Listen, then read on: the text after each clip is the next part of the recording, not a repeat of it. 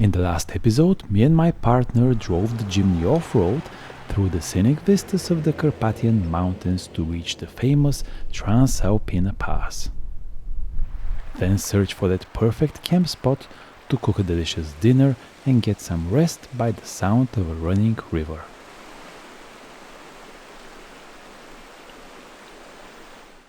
During the night, it really started to rain. The next day, everything was wet.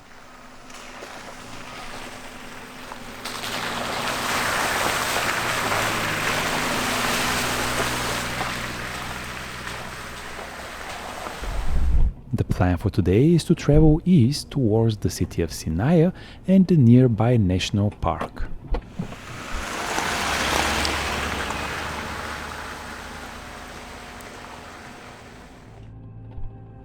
There are a lot of kilometers to cover to reach the park, and the ground is soaking wet.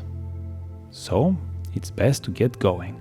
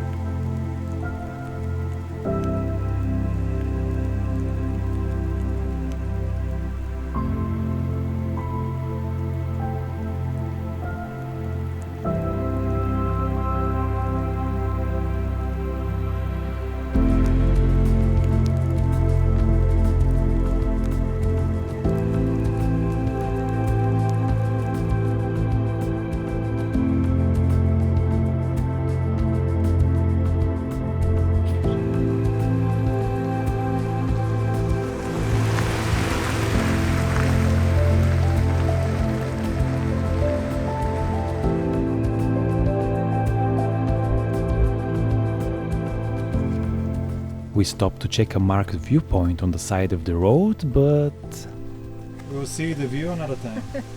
Yes. sometimes your patience could be rewarded.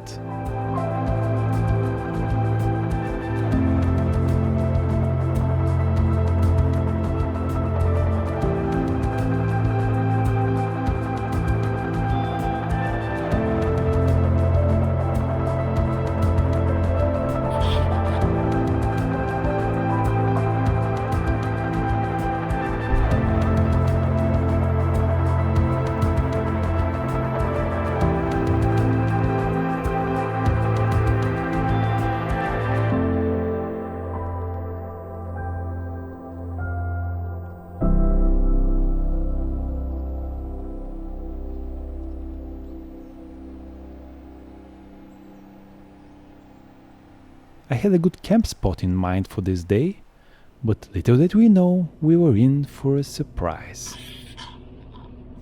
So, George, can you tell us what is happening? So, we came to a nice camping spot in the Carpathian Mountain, and I know it's a camping spot because I saw photos on Google Maps in this area of people camping. But we arrived to a big no camping sign stating a hefty fine to be paid if you're found to be camping. So, okay, maybe it's for the best. I know there are lots of bears here and it's a cold evening, 10 degrees outside. Let's go to a hotel. But for some reason, all the restaurants in the country are closed by 9 p.m. I don't know why.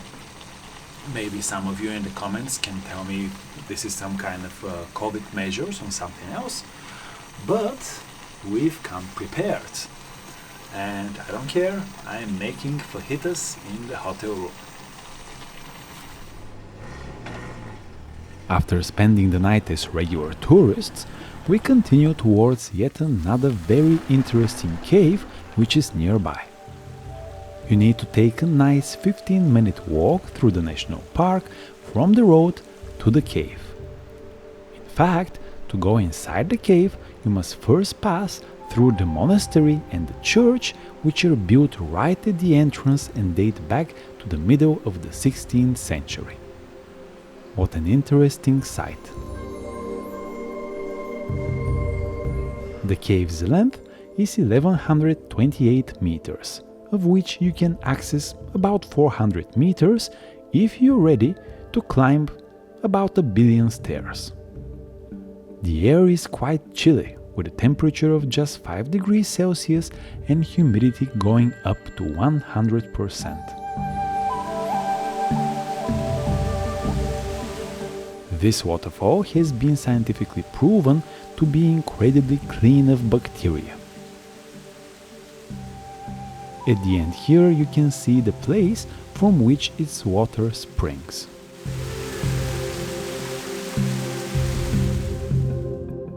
Numerous bones and even whole skeletons from cave bears have been found when the cave was discovered. Naturally, the largest hole, the one showcasing that skull, is called the Bear's Hole.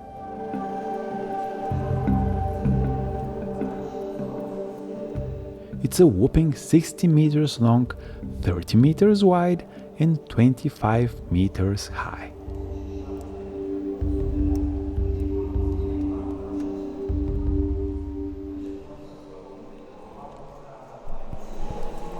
Don't come to this cave unless you're prepared for lots and lots and lots of stairs. It's huge.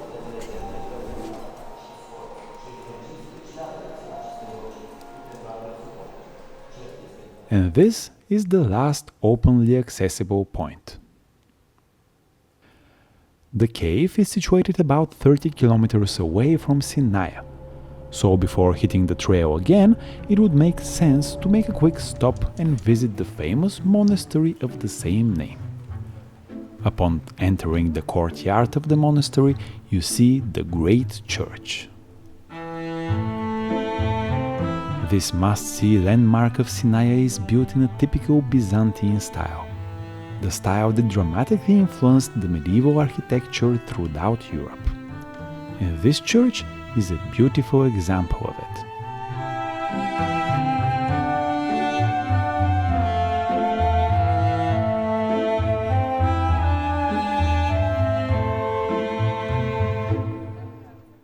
What some people seem to miss is that the monastery has two courtyards. The backyard is where you will find the old church, built at the end of the 17th century. In 2006, it was closed to begin an extensive 10-year-long restoration project in order to return it to its former beauty. And they certainly did a great job.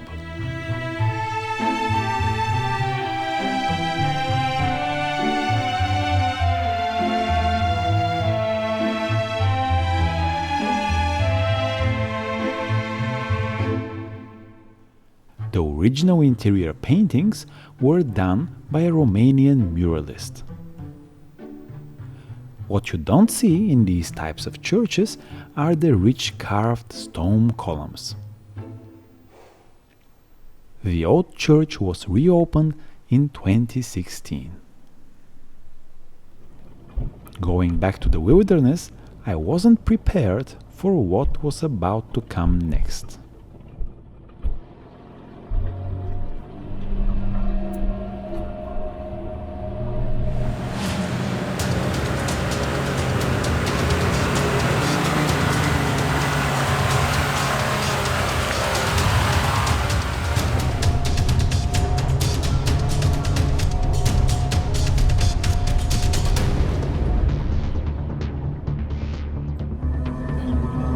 In situations like this, it is nice to have somebody who can help you out with the winching while you keep stepping on that brake pedal.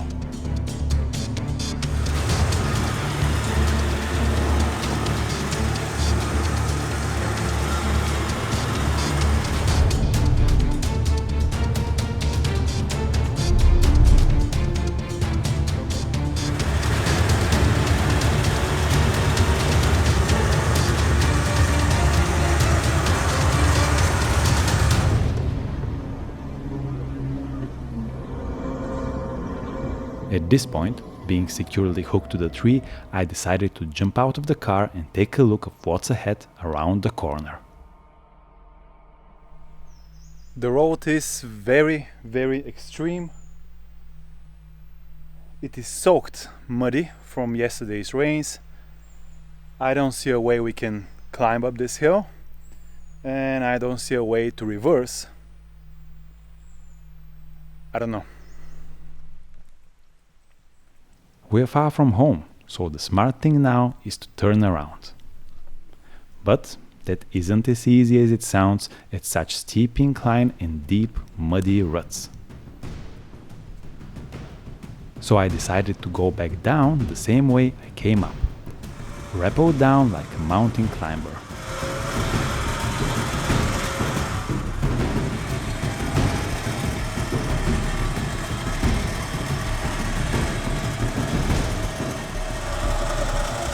The camera doesn't do any justice to this slope, but it's at least 30 degrees steep.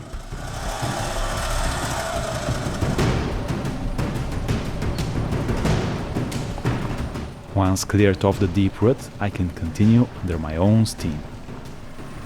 Or so I thought.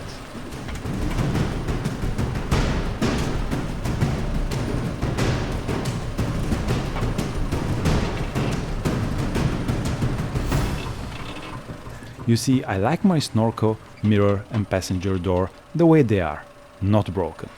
So let's try to get out of that rut and try to reverse again.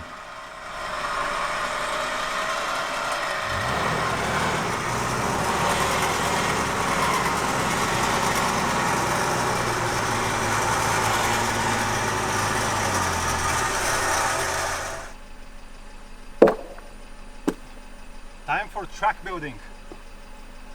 When all else fails.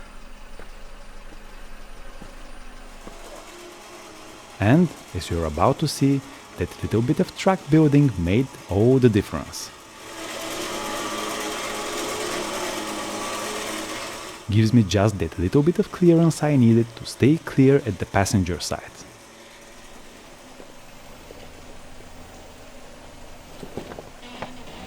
But we are not out of trouble yet. At least, not from the passenger side.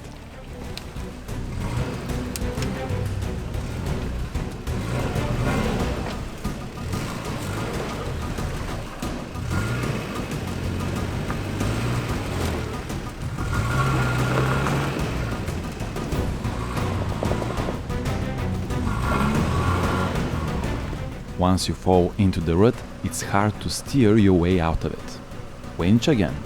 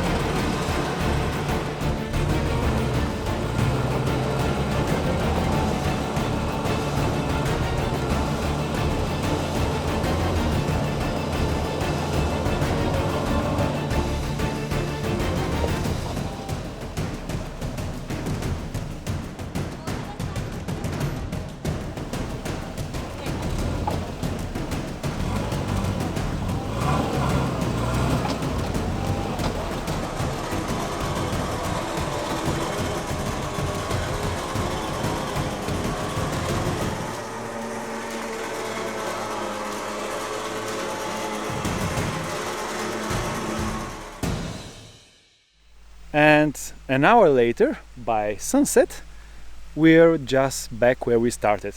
I think we had enough for today, so we're going back to the asphalt. Unfortunately, we couldn't finish the trail and make it to camp on this last night of the trip, but it's time for a quick wash and get ready to head home, as the time we have for this adventure is over. So, a couple of thoughts about Romania, and especially in comparison to Bulgaria. I see lots of similarities, but let's start with the positive things. I think it has beautiful nature. The Carpathian Mountains are just amazing, no doubt about it. The scenery is just spectacular. The roads, the road network, I mean the asphalt, is actually better than Bulgaria, and especially in the rural areas, the villages, it's much better. That's no question about it. Now, I noticed a couple of negative things though.